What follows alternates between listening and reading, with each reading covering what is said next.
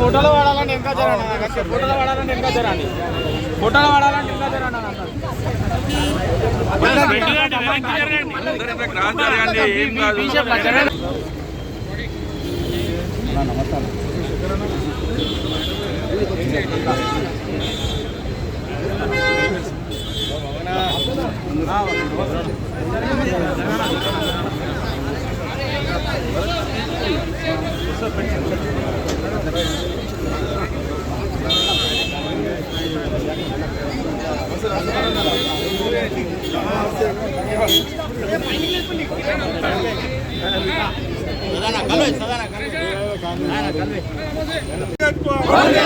రాహుల్ గాంధీ గారి నాయకత్వం, రాహుల్ గాంధీ గారి నాయకత్వం, సోనియా గాంధీ గారి నాయకత్వం, సోనియా గాంధీ గారి నాయకత్వం, మల్లికార్జున్ ఖర్గే గారి నాయకత్వం, మల్లికార్జున్ ఖర్గే గారి నాయకత్వం, మల్లికార్జున్ ఖర్గే గారి నాయకత్వం, రేవంత్ రెడ్డి గారి నాయకత్వం, రేవంత్ రెడ్డి గారి నాయకత్వం.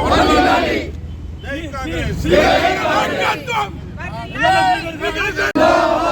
రాహుల్ గాంధీ జిందాబాద్, రాహుల్ గాంధీ జిందాబాద్. వస్తున్నారా? ఇన్నే ఉన్నారా?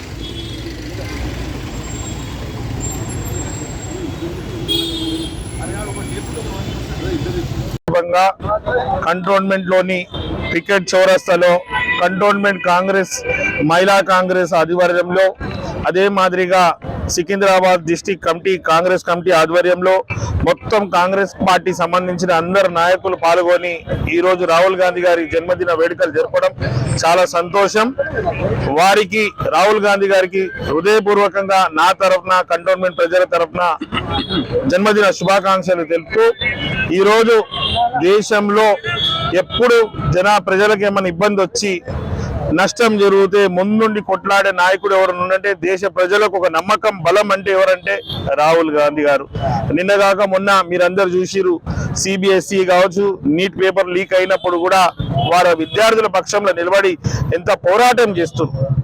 ఈరోజు విద్యార్థులు ఎన్నో రోజులు సంవత్సరాలు చదువుకొని ఒక ఎగ్జామ్కి అపీర్ అయి జీవితంలో స్థిరపడదామని ఆలోచించే సమయంలో కేంద్ర ప్రభుత్వం వాళ్ళ జీవితాలతో చెలగాటం ఆడుతుంది.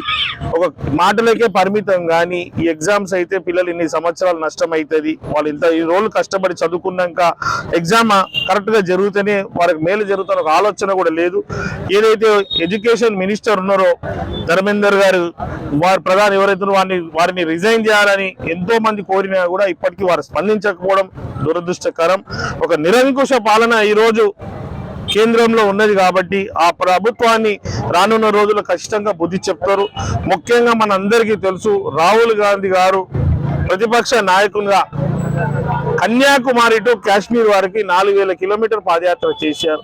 ఈ 4000 కిలోమీటర్లో కూడా ప్రతి ఒక్కరిని కలవడం, ప్రతి ఒక్కరి సమస్య తెలుసుకోవడం, ప్రతి ఒక్క అవసరాలు తెలుసుకొని దేశాన్ని ఏ విధంగా అభివృద్ధి చేయాలి, దేశాన్ని ఎలా కలపాలి, ఏ విధంగా అయితే బీజేపీ విడదీస్తుందో, ఏం చేస్తుంది, విడదీస్తుంది, శత్రుత్వం పెంచుతుంది.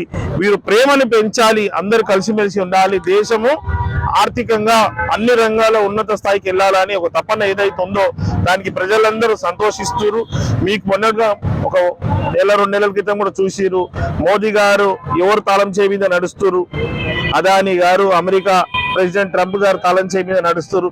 అది కాదు, దేశ ప్రయోజనాలు ముందు, వారి ఏమంటారు వ్యక్తిత్వము, వారి స్వార్థం కన్నా దేశం గురించి ఆలోచించాలా. వారు ఏది చెప్పినా అమెరికా ప్రెసిడెంట్ ట్రంప్ గారు మాటని ఈయన ఇక్కడ అన్ని అమలు చేస్తుంది కాబట్టి అలాంటి వ్యక్తి వద్దు.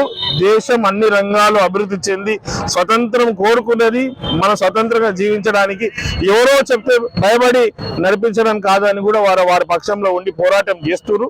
ఖచ్చితంగా రానున్న రోజుల్లో దేశంలో కాంగ్రెస్ ప్రభుత్వం ఏర్పాటైతుంది. దేశ ప్రజలు అన్ని రంగాల్లో సంతోషంగా ఉంటారని వ్యక్తం చేస్తారు.